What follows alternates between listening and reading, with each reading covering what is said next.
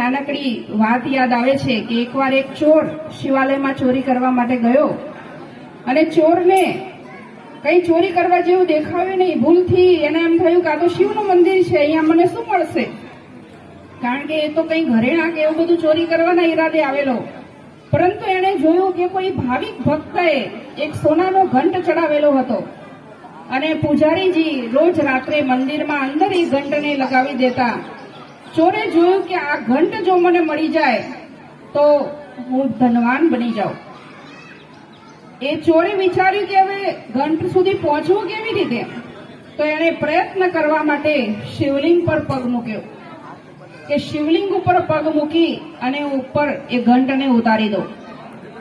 જેવો શિવલિંગ પર પગ મૂક્યો અને કહેવાય છે કે ભોળાનાથ પ્રસન્ન થઈ ગયા અને કહ્યું કે માગ તું માગે એ આપું.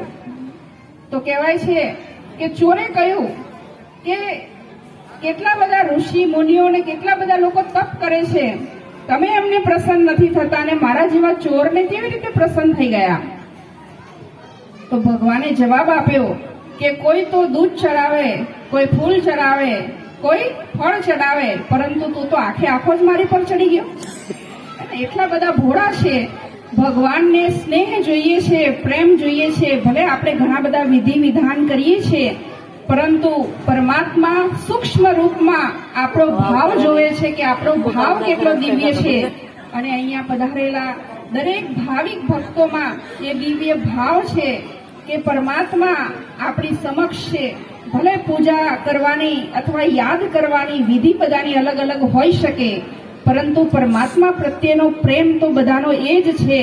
તો એ પરમાત્માનો પ્રેમ પરમાત્માની નજીક બધાને લઈ આવે.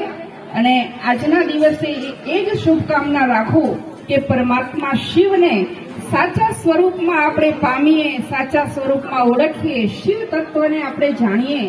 કારણ કે શિવ તત્વ ને અલગ અલગ રીતે લોકોએ વસ્ત્ર છોડી દીધા શિવને મેળવવા માટે, પરંતુ પરમાત્માએ કહ્યું કે કયા વસ્ત્ર છોડવાના છે.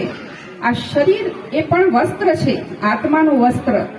તો જ્યારે આપણે પોતે સમજીએ કે આપણે આ શરીરથી અલગ એક ચૈતન્ય શક્તિ છીએ, ત્યારે જે પરમ તત્વ શિવને આપણે ઓળખી શકીએ અને એની સર્વ શક્તિઓને આપણે અનુભવ કરી શકીએ.